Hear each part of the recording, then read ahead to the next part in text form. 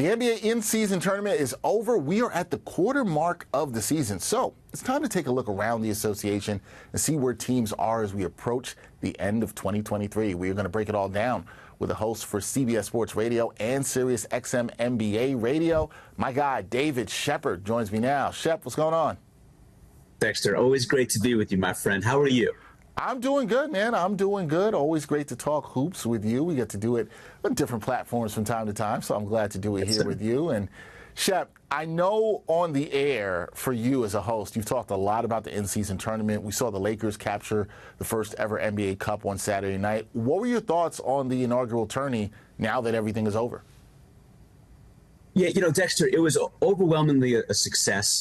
There's a reason why Rob Manfred is actually entertaining this for the game of baseball in 162 regular season games. There is no doubt that they wanted at least one major market team, that being Los Angeles, LeBron James. And this was the reemergence of Anthony Davis. I mean, you can talk about LeBron all you want, year 21, playing like a guy going on year 11. But Anthony Davis now, to do what he did, 40 points, 20 rebounds, you're talking about 5 assists, 4 blocks. That had not been done in the history of the NBA. And he chooses the championship inaugural NBA in-season tournament game to accomplish that. Welcome back, Anthony Davis. Where have you been, my guy? Finally showing us, while it's not just Joel Embiid, it's not just Giannis Antetokounmpo, it's not just Nikola Jokic, it is Anthony Davis that does belong in that conversation for best big man on the planet, especially when he's healthy. So to me, Dexter, this put the Lakers on the map to be true contenders. Now, it helps that they went against the 10th seed of the Pelicans in the semifinals. It helps that they went against the Suns team, where 2 of the big 3 were on the court, but they were missing Bradley Beal. It also helps that they were going against the Pacers team that got hot at the right time. And it was Tyrese Halliburton and basically everybody else, and they could not keep up with the horses and the talent of Tinseltown. And Dexter, I'm not going to diminish James's legacy and say, well, an in-season championship counts towards the, mark and chase towards Michael Jordan.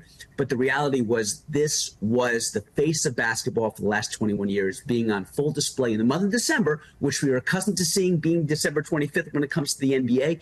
Genius idea by Adam Silver, executed flawlessly, in my opinion. I would have liked to have seen less of a gap with this tournament where it was all, combined into 1-2 week time frame. But other than that, excellent job on the NBA's part. Would have liked to see the defending champions Denver Nuggets in this knockout round as well. But that's just nitpicking. It was overwhelmingly a success, Dexter. Yeah, absolutely. As a NBA fan, I was very happy with the tournament. I think it's really good.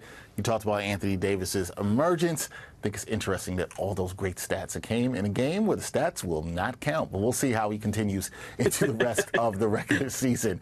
I want to talk to you about some teams, okay? The surprise team of the NBA right now, in my eyes, has to be the Orlando Magic, who are second in the Eastern Conference with a 15-7 record.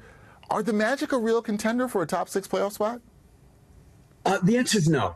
They're having a really nice start to their season so far. There's no denying that. But the reality is, Paolo Banchero, he's not enough of an alpha at this point to get his team on a playoff run. You have the Wagner boys, you have Mr. Anthony, you have Mr. Fultz. Good to see him, reemerging as a legitimate point guard of the NBA. Didn't obviously work out in Philly.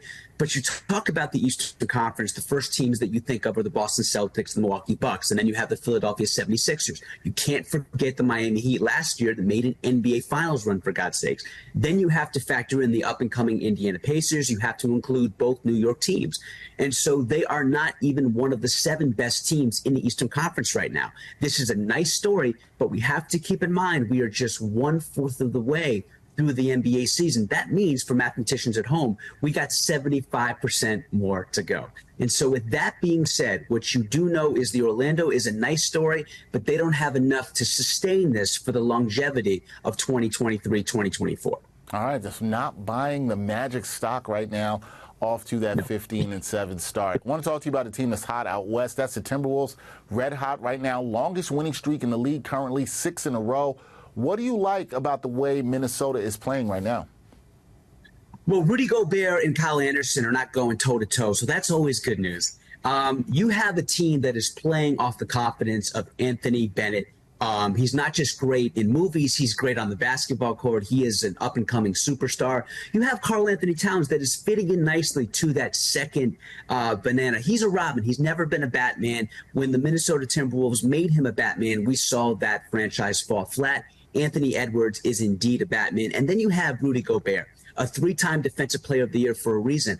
And yeah, the 17-4 may shock people, but it really shouldn't be all that surprising when you consider the fact that the Minnesota Timberwolves are the best defensive team in the NBA. And so defense, they don't just win championships, they win you regular season games, which allows you to have advantageous home court situations when it comes to the playoffs. And that will bode well for this young up-and-coming team. And by the way, shout out to Chris Finch. Dexter Henry, you might, but most people watching this wouldn't be able to pick him out of a 2-man lineup. He has done a hell of a job. This is my front runner for Coach of the Year so far. And the fact that they weren't in the knockout round, I think people are sleeping on them because of that. But watch out come playoff time. They're going to do more than just take a game off the Nuggets in 2024 as opposed to what they did in 2023. Yeah, right now, #1 defense in the league. You mentioned that there. They're looking really good on that, and we'll see how the Timberwolves progress as we move further into the season. I want to talk to you about the local teams here in the Big Apple. Both have 12-9 records. What's your assessment of the Knicks and the Nets 21 games into the season? Okay, Dexter, I got to be respectful of your time. How much time we got here? Just a little bit. Just a little bit. Respect the time. Respect the time. Jalen Brunson is not what he was last year. He's not the same. He's the scorer, but he's not the same facilitator. Julius Randle, he has taken a step back. R.J. Barrett, an individual, the highest New York Knicks draft pick, you know this, Dex, since Patrick bleeping Ewing, and he has yet to eclipse 20 points per game in any season of his career. He's a nice player, but he's not nice enough to justify being picked #3 overall a few years ago. Quentin Grimes, I thought the guy was going to be an all-star. He has regressed his 3rd season. Mitchell Robinson, year 6, we're still waiting for you to have any kind of offensive semblance to your game.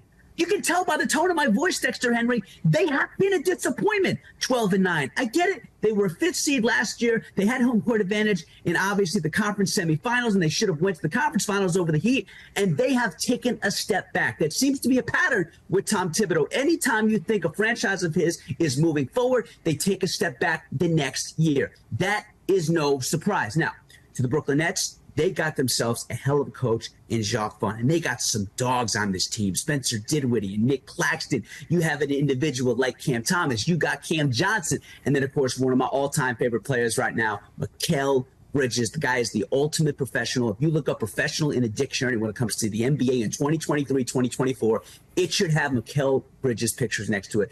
Dexter, both teams will end up being in the top 8 in this conference. The Nets are overachieving right now. The Knicks are underachieving right now. Now, how did I do for time there? Because I can keep going on the Knicks if you want. I think you did good. I can tell that you can keep going. I can tell for sure. But no, you're good. We got you. We got you where you're at on both teams here. Last thing for me here, Dave, at the quarter mark of the season, who would you say is the best team in the NBA right now? And is that team your pick to win it all this season? The New York Knicks by a landslide. No, I'm joking. The best team right now is a team that we didn't even see in the knockout round. It is the reigning defending world champion Denver Nuggets. You have Nikola Jokic, who is still playing at an ultimate apex for his career. You got Jamal Murray, who has been banged up. But you have the same starting lineup from last season. And remember, Kentavious Caldwell-Pope is their oldest starter. He's still not north of 30 years old. And when you consider the fact that the 2 big losses were Bruce Brown and Jeff Green, those guys are getting up in age, especially Uncle Jeff. So they didn't lose a whole lot. This is a team, again, that went 16-4 in the postseason last year. They swept LeBron and AD in the conference finals, and every loss they had was by 2 possessions or less. So what this tells you is the Nuggets, they don't exactly have their foot on the gas pedal. They understand they basically played 9 months last year, so they are pacing themselves. They are still the team to beat when you consider the fact, again, they're returning every single starter, and the fact that Michael Porter Jr. is only going to get better, Aaron Gordon is only going to get better, and it seems like Jamal Murray is taking it as very disrespectful that he has not been selected as an all-star or all NBA first, second, or third team. So this is still the team to watch. They still have the world's best player. Sorry, Giannis. Sorry, Joel. It's Nikola Jokic at this point. So, Dexter, until you take the King's crown, that is still very much the King. That title belongs to the Denver Nuggets. And expect them to be facing off against Giannis and Dame in the NBA Finals come June. And I look forward in that month to be talking about real championship basketball, unlike this, NBA Cup in December. Okay, there you go. Still going with the Kings, not the Sacramento Kings, the Kings of the league, which would be the Denver Nuggets, who won the championship last year. That is David Shepard. Catch him on CBS Sports Radio. I'll catch him on Sirius XM Radio as well. He is there, too. Does a great job covering the NBA, talking about everything going on in the world of sports. Dave, always good to connect with you. Thank you, my man. Appreciate it. My pleasure, Dexter. You do a great job. You have a great rest of your Sunday, my friend. Always a pleasure being on with you. Always. Thank you.